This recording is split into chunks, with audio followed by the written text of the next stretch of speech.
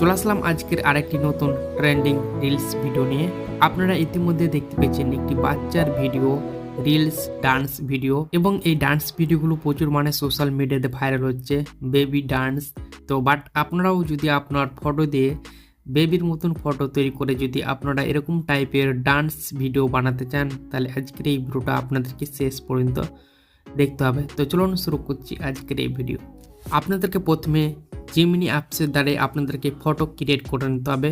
তো আপনাদেরকে জিমিনি অ্যাপসে চলে আসতে হবে। জিমিনি অ্যাপস ওপেন করে নেবেন, দেন প্লাস চিহ্নতে ক্লিক করে গ্যালারি অপশানে ক্লিক করে দেবেন। এখান থেকে আপনারা ফটো সিলেক্ট করবেন। এখান থেকে ফটো সিলেক্ট করার পর ডনে ক্লিক করে দেবেন, ফটোটা অ্যাড হয়ে যাবে। অ্যাড হওয়ার পর এখানে আপনাদেরকে ফর্ম অ্যাড করতে হবে। তো এখান থেকে আমি অ্যাড করে দিচ্ছি। অ্যাড করার পর এখান থেকে আপনারা সেন্ড বাটনে ক্লিক করে দেবেন। এই ফর্মটিগুলো পেয়ে যাবেন আমার ভিডিও ডেসক্রিপশন বক্সে। ফটোটা ক্রিয়েট হয়ে গেলে আপনারা নিচে দিকে চলে আসবেন, দেখবেন সেই ছবিটা পেয়ে যাবেন। প্রথমে এই ছবিটাকে সেভ করে নেবেন। এখানে আপনারা সেভ করে নেন। সেভ করার পর আপনারা সম্পূর্ণভাবে ব্যাকে চলে আসবেন। ব্যাকে আসার পর আপনারা চলে আসবেন গুগলে আসার পর এখানে আপনারা সার্চ বাটনে ক্লিক করে এখানে আপনারা লিখবেন পোলো সার্চ করে দেবেন। পোলো সার্চ করার পর প্রথমকার যে ওয়েবসাইটটা দেখতে পাচ্ছেন আপনারা সেই ওয়েবসাইটে ক্লিক করে দেবেন। তারপর নিচের দিকে দেখতে পাবেন ক্রিয়েট পোলো, আপনারা তার উপরে ক্লিক করে দেবেন। আপনারা যদি এই ওয়েবসাইটে প্রথমবারের মতন এসে থাকেন তাহলে অবশ্যই এই ওয়েবসাইটকে আপনার জিমেল অ্যাকাউন্টের মাধ্যমে সাইন ইন করে নেবেন। এখানে আমার সাইন ইন দেখাচ্ছে, আমি সাইন ইন করে নিয়েছি।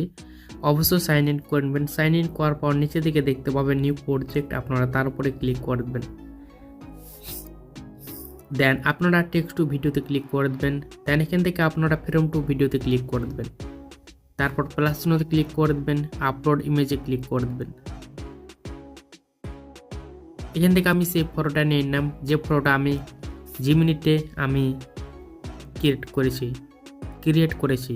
তো এখান থেকে আমি সেই ফটোটাকে গ্রুপ করে নিচ্ছি। আপনারা সেভ এই অপশানে ক্লিক করে দেবেন। তারপর দেখবেন সেই ছবিটা নিচে দিকে অ্যাড হয়ে গেছে। অ্যাড হওয়ার পর এবার আপনাদেরকে ফর্মটা অ্যাড করতে হবে। তো আমি এখান থেকে ফর্মটা অ্যাড করে দিলাম। অ্যাড করার পর এখান থেকে আপনারা সেন্ড বাটনে ক্লিক করে দেবেন। এখানে সেই ছবিটার মাধ্যমে ভিডিওটা জেনারেট হচ্ছে। এখানে আপনারা দেখতে পাবেন সেই ছবিটার মাধ্যমে ভিডিওটা জেনারেট হয়ে গেছে। আপনারা নিচের দিকে প্লে করে দেখতে পারেন।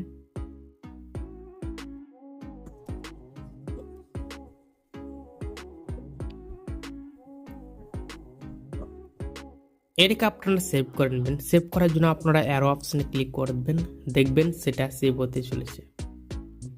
এটাকে সেভ করার জন্য আপনারা অ্যারো অপশনে ক্লিক করে আপনারা অরিজিনাল সাইজে ক্লিক করে দেবেন, দেখবেন সেটা সেভ হতে চলেছে।